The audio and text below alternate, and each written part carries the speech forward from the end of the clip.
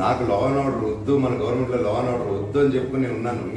మీరు నేను ఇంత మంచిగా ఉంటే కూడా మీరు లా అండ్ ఆర్డర్ బ్రేక్ చేసి నా ఇళ్ళకి వచ్చి ఇది ఏంది సార్? ఇది ఒకరికి అలా సపోర్ట్ చేయడం కదా. ఈ సంవత్సరాల ఊరికి వస్తున్నా ఒక్క రోజున నా మీద ఇంత ఎందుకు సార్? ఊరుకోండి సార్. మీకు మన ఇద్దరికి తెలుసు ఏం జరుగుతుందో. మళ్ళీ ఎందుకు వచ్చారు సార్? మేము ఆ పని చేస్తే నేను ఇప్పుడు వెళ్తాను క్యాంపస్కి, మీరు అందరూ సపోర్ట్ ఇస్తారా?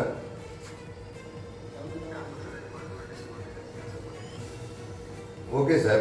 పోలీసు కాకి జ్యూరిస్డిక్షన్లోనే ఉంది కదా.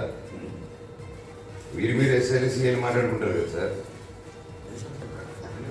అదే మీరు చెప్పండి, మరి మీరు చెప్పండి వెళ్తాను. వెళ్ళినా నా ఇల్లు ఉంది లోపల, వెళ్ళినా వెళ్ళి పడుకున్నా నా ఇంట్లో. రిసార్ట్ వద్దు, నా ఇంటికి వెళ్తాను. మా అమ్మ పేరు మీద ఉన్న ఇంటికి వెళ్తాను, నా క్యాంపస్ లోపలికి. అవును, నన్ను ఇక్కడ బయట ఉంటే తరిమేశారు. ఏడకి పోను, మీ ఇంటికి రానా?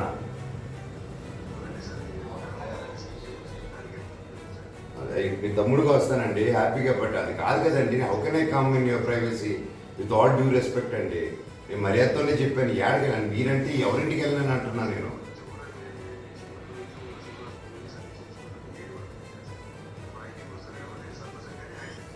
సార్ హ్యాపీగా బ్రదర్ లాగా వస్తాను సార్, అది కాదు.